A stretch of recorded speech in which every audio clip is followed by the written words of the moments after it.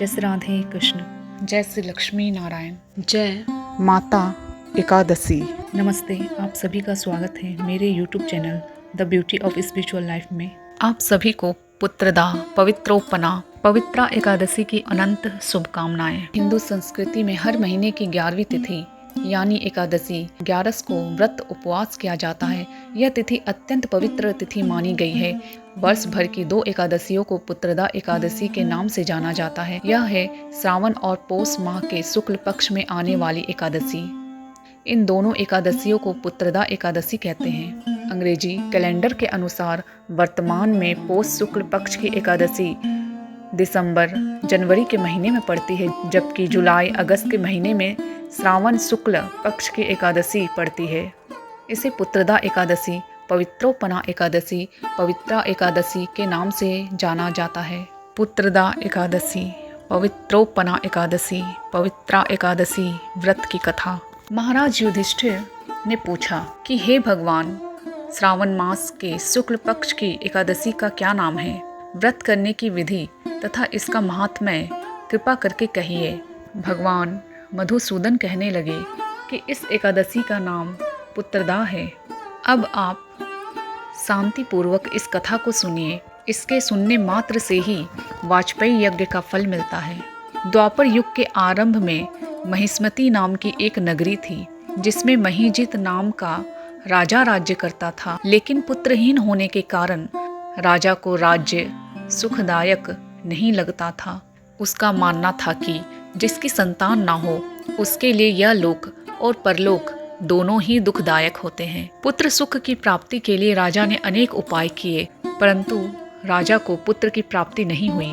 वृद्धावस्था आती देखकर राजा ने प्रजा के प्रतिनिधियों को बुलाया और कहा, हे प्रजाजनों, मेरे खजाने में अन्याय से उपार्जन किया हुआ धन नहीं है। ना मैंने कभी देवताओं तथा ब्राह्मणों का धन छीना है। किसी दूसरे की धरोहर भी मैंने नहीं ली। प्रजा को पुत्र के समान पालता रहा। मैं अपराधियों को पुत्र तथा बांधवों की तरह दंड देता रहा। कभी किसी से घृणा नहीं की, सबको समान माना है। सज्जनों की सदा पूजा करता हूँ। इस प्रकार धर्मयुक्त राज्य करते हुए भी मेरा कोई पुत्र नहीं है, सो मैं अत्यंत दुख पा रहा हूँ। इसका कारण क्या है? राजा महीजित के इस बात को विचारने के लिए मंत्री तथा प्रजा के प्रतिनिधि वन को गए। वहाँ बड़े बड़े ऋषि मुनियों के दर्शन किए। राजा की उत्तम कामना की पूर्ति के लिए किसी श्रेष्ठ तपस्वी मुनि को देखते फिरते रहे। एक आश्रम में उन्होंने एक अत्यंत वयोवृद्ध धर्म के ज्ञाता, बड़े तपस्वी, परमात्मा में मन लगाए हुए, निराहार, जितेंद्रिय, सनातन धर्म के गूढ़ तत्वों को जानने वाले, समस्त शास्त्रों के ज्ञाता महात्मा लोमस ऋषि को देखा, जिनका कल्प के व्यतीत होने पर एक रोम गिरता था, जिनको यह वरदान मिला था कि उनके शरीर में जितने केश है वे सब गिर जाने के पश्चात ही उनकी मृत्यु होगी। सबने जाकर ऋषि को प्रणाम किया। उन लोगों को देखकर मुनि ने पूछा कि आप लोग किस कारण से आए हैं? निसंदेह मैं आप लोगों का हित करूंगा। मेरा जन्म केवल दूसरों के उपकार के लिए हुआ है, इसमें संदेह मत करो। लोमस ऋषि के ऐसे वचन सुनकर सब लोग बोले, हे महर्षि, आप हमारी बात जानने में ब्रह्मा से भी अधिक समर्थ है, अतः आप हमारे इस संदेह को दूर कीजिए।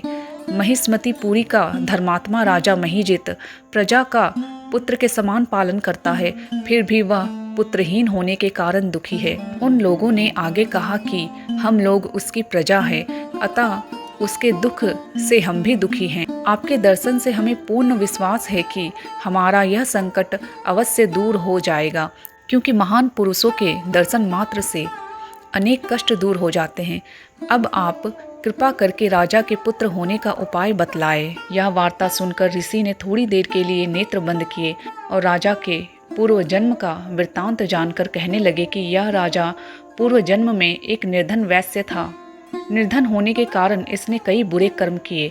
यह एक गांव से दूसरे गांव व्यापार करने जाया करता था। एक समय ज्येष्ठ मास के शुक्ल पक्ष की द्वादशी के दिन मध्याह्न के समय वह, जबकि 2 दिन से भूखा प्यासा था, एक तालाब पर जल पीने गया।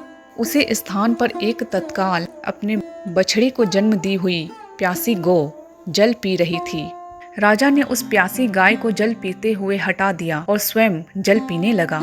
इसलिए राजा को यह दुख सहना पड़ा। एकादशी के दिन भूखा रहने से वह राजा हुआ और प्यासी गाय को जल पीते हुए हटाने के कारण पुत्र वियोग का दुख सहना पड़ रहा है। ऐसा सुनकर सब लोग कहने लगे कि हे ऋषि, शास्त्रों में पापों का प्रायश्चित भी लिखा है, अतः जिस प्रकार राजा का यह पाप नष्ट हो जाए, आप ऐसा उपाय बताइए। लोमस ऋषि कहने लगे कि श्रावण माह के शुक्ल पक्ष की एकादशी को, जिसे पुत्रदा एकादशी भी कहते हैं, तुम सब लोग इस एकादशी का व्रत करो और रात्रि को जागरण करो, तो इससे राजा का यह पूर्व जन्म का पाप अवश्य नष्ट हो जाएगा। साथ ही राजा को पुत्र की अवश्य प्राप्ति होगी। लोमस ऋषि के ऐसे वचन सुनकर मंत्रियों सहित सारी प्रजा के प्रतिनिधि नगर को वापस लौट आई। और जब श्रावण माह के शुक्ल पक्ष की एकादशी आई तो ऋषि की आज्ञा अनुसार सबने पुत्रदा एकादशी का व्रत और जागरण किया।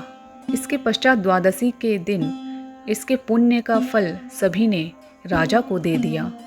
उस पुण्य के प्रभाव से रानी ने गर्भ धारण किया और प्रसव काल समाप्त होने पर उसका एक बड़ा तेजस्वी पुत्र उत्पन्न हुआ। इसलिए हे राजन, इस श्रावण माह के शुक्ल पक्ष की एकादशी का नाम पुत्रदा पड़ा।